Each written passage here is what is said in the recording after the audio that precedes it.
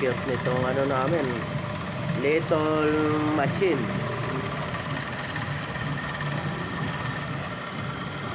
At ang isip lang to, kaya nagawa namin. May motor dito na naka-stock. Sinubukan namin na galing din to sa Barina. Pero ginamit ito sa pambutas ng mga bola sa pulingan. May butas yun para isulot yung daliri. Ito yung aparato na ito. Kinuha ko lang ito. Kinahoy ko itong motor. Saka nag-adapt kami ng boring bar na mahaba. Na dinamihan namin ng lagayan ng talim. Parang kung baga sa ano yung bucket, hindi pare-parehas ang lapad nila. Bukod yung bucket ng loader, bukod yung bucket ng backhoe. Kaya maraming lagayan ng talim na carbide dito. Depende sa haba ng ano, sa lapad ng bucket. So kasi sa breaker ito oblong na yung butas ng breaker. Kaya yung iba niyang kinakating yan, yung collar na yan. So pinapalitan ng bago. Yung ibang may-ari ayaw Kaya gumawa kami ng special tools namin na pang-report. Parang tipid sa trabaho. Ang problema lang nito, matagal mag-setting, mag-setup. Nalagyan namin ng pillow block sa dulo. Parang hindi siya mag-vibrate kasi mahaba ito makikita nyo. Yan yung motor niya.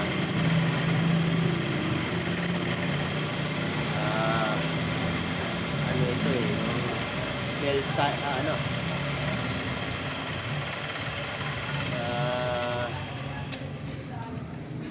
na ito. Parang sa ginamit sa sasakyan, timing belt. May group siya. Ayan siya. Kaya naisip namin na i-convert namin sa ganito pagre-reborn ng mga collar. Kasi yan, mga ublong na yan Yan kasi naka-welding lang yan pinasok. Hindi sa katingin mo pa yan. Sa ganitong paraan namin, nagawa namin yung matagumpay. Kasi hindi lang ito na na-reborn namin, marami na. Kumbaga sa subok na ito Yan yung pinaka-manubila niya. Yung rotor disc ng motor. Lagyan namin ng dalawang tongkel, hawakan, parang diyan namin bibirahin siya.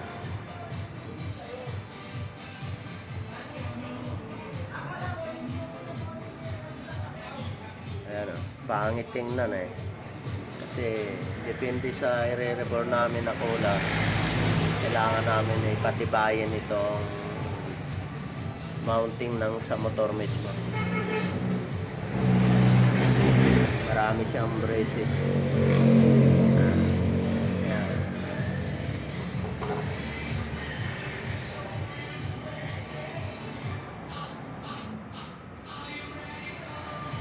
Dati dalawang pillow block ginagamit namin. Inalign namin yung inadapt namin na boring bar. Okay naman. Kahit wala na dito sa may puno ng motor.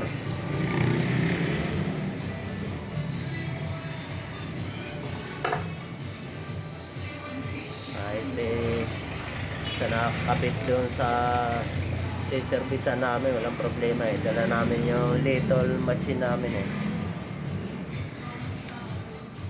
Hindi kailangan ito yung gasolina, kuryente lang.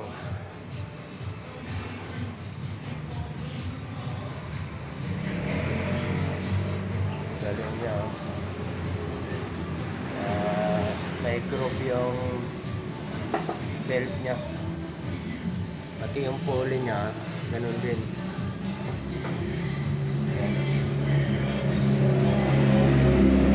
Pwede sana namin pabagalin to eh. Papalitan namin itong maliit na pulley na ito na nakadirekta sa motor ng malaki. Pwede kayang balikta rin ito.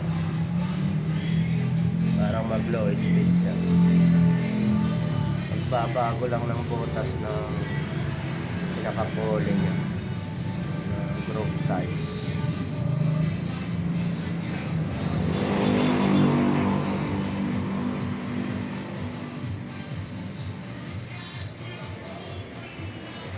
Cute, tingnan.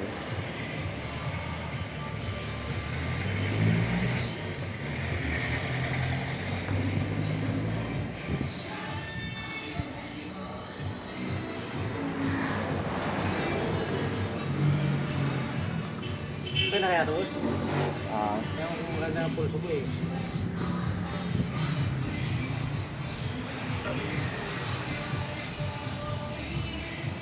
na namin yung inside caliper.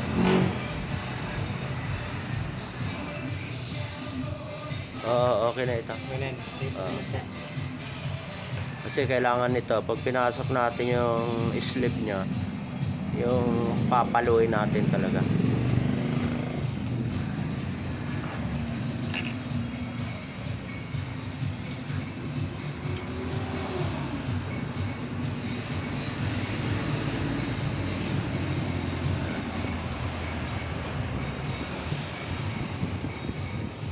Okay na yon, tapos na yon.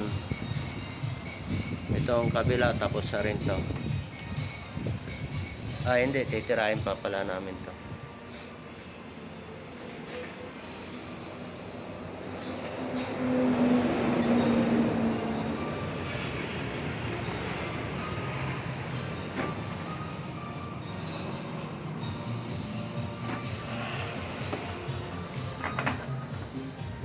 Bali, doon na lang, ipipinish na lang namin yung kabila. Kabilaan din yung lagayan ng talim nito. Para pag pinasok mo yung pin na yon, diretso. Kung kanya-kanyang ano ito, babaguhin mo setup, wala. Hindi papasok ng diretso yung pin. Kaya ito, pag nakaka-set up ito, kailangan kaliwat kanan ng reborn na nito.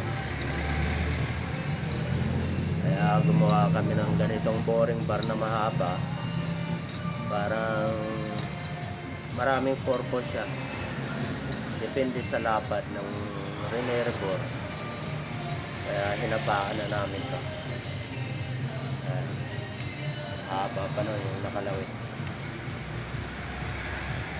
Lahat ng bucket na subukan na namin dito. Ito naman yung sa breaker.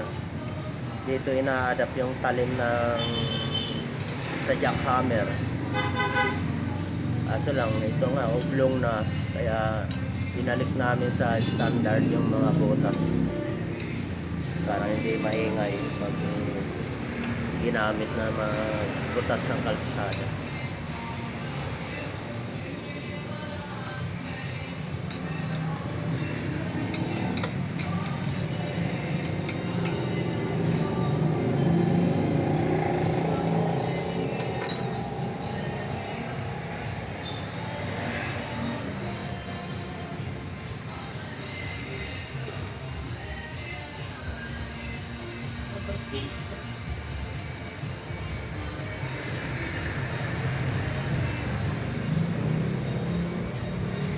Malabas yung talim na din.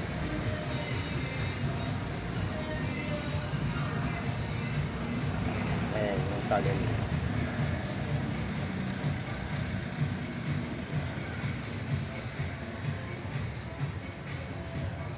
Kaya laking bagay nito. Pag pinagsama mo pa ito, sobra-sobra pa kahit anong haba ng bushing ng bawat isa. Kaya naisip namin i-convert ito sa pang-record motor na ito.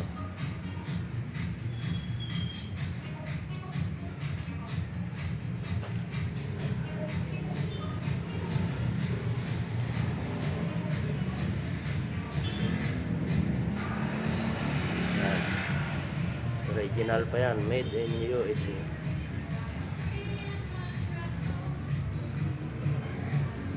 Ito yung motor niya.